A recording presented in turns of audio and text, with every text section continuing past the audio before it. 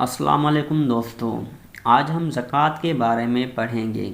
اس سے پہلے پارٹ 1 میں ہم توحید اور نماز کے بارے میں پڑھ چکے ہیں۔ اگر آپ نے وہ ہمارا کلاس 1 نہیں دیکھا تو اس ویڈیو کے ڈسکرپشن میں اس کے لنک آپ کو دے دی جائے گی، وہ بھی آپ دیکھ سکتے ہیں۔ اگر آپ ہمارے چینل پہ نئے ہیں تو اس چینل کو سبسکرائب کر کے بیل آئیکن کو دبا دیں تاکہ آنے والی ویڈیو آپ کو بر وقت مل سکیں۔ زکوٰۃ اسلام کا تیسرا اہم رکن زکوٰۃ کے معنی پاکیزگی اور بھرنے کی ہے۔ زکوٰۃ سے مراد اللہ تعالیٰ نے ہمارے مال دولت میں جو حق غریبوں کا مقرر کیا ہے اس کو خلوص سے دل اور رضامندی سے ادا کیا جائے۔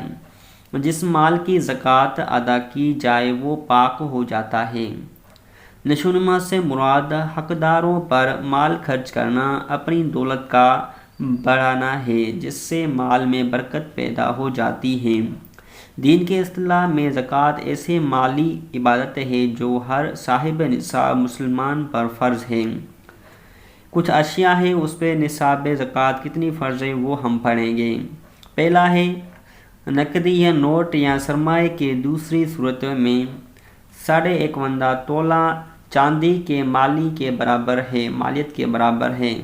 دوسرا سونا اور سونے کے زیورات یعنی 7.5 تولے۔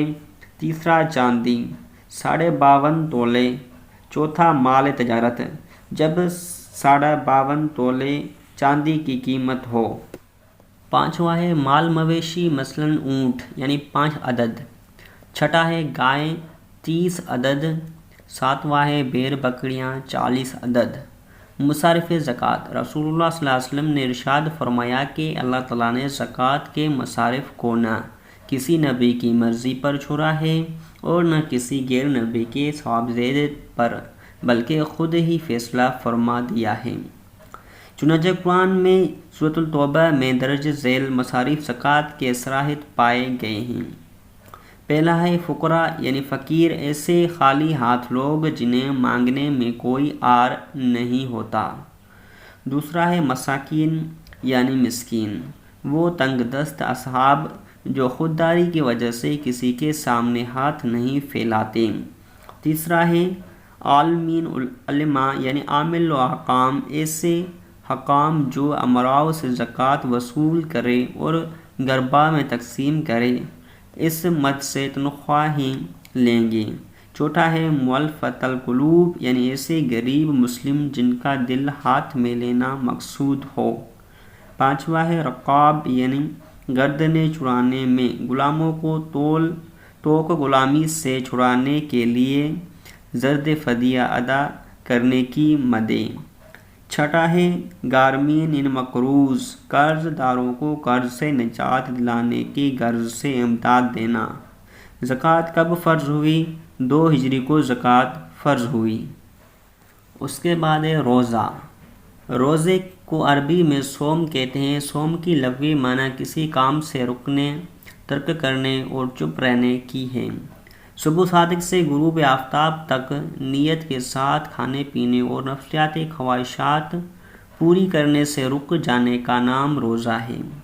روزے کی اقسام ہے کچھ۔ پہلا ہے فرض معین، دوسرا فرض غیر معین، تیسرا واجب معین، چوتھا واجب غیر معین، پانچواں ہے سنت، چھٹا ہے نفل، ساتواں مکروہ، آٹھواں ہے حرام۔ روزہ کب فرض ہوا؟ 15 شعبان 2 ہجری کو روزہ فرض ہوا۔ رمضان شریف کے روزے کی فضیلت۔ رمضان شریف کے روزوں کا بڑا ثواب ہے اور بہت سی فضیلتیں حدیث شریف میں آئی ہیں۔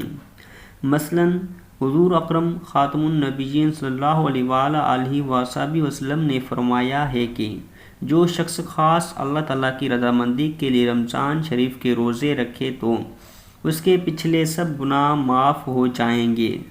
دوسری حدیث میں حضور خاتم النبیین صلی اللہ علیہ وآلہ وسلم نے فرمایا کہ روزہ دار کے منہ کی ببق اللہ تعالیٰ کے نزدیک مشک کی خوشبو سے بھی بہتر ہے۔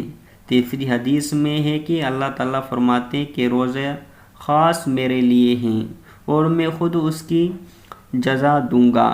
اسی طرح اور بھی بہت سی فضیلتیں احادیث میں دارو ہوتی ہیں۔ اور اسلام کا آخری رکن ہے حج۔ اسلام کا 5واں اور آخری رکن ہے حج۔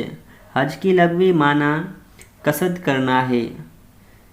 ایام حج میں خانہ کعبہ کی زیارت کو جانا اور تمام مناسک پورے کرنا حج کہلاتا ہے۔ فرضیت: حج ہر صاحب استطاعت مسلمان پر زندگی میں ایک دفعہ فرض ہے۔ ارکان حج: ارکان حج کی تفصیل مندرجہ ذیل ہے۔ پہلا ہے فرائض، دوسرا واجبات، تیسری سنتیں ہیں۔ اب فرائض پڑھیں گے۔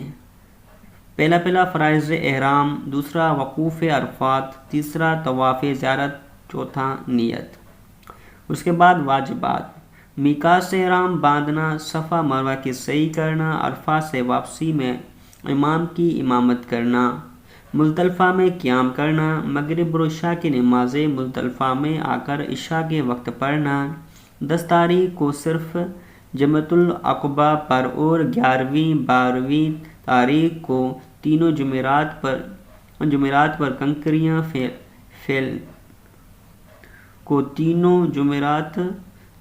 پر کنکریاں پھینکنا، ایام نحر میں سر منڈوانا، قربانی کرنا، طواف دائیں جانب سے کرنا، طواف کے بعد نماز پڑھنا، حرام کی ممنوعات سے بچنا، یہ سارے واجبات تھے۔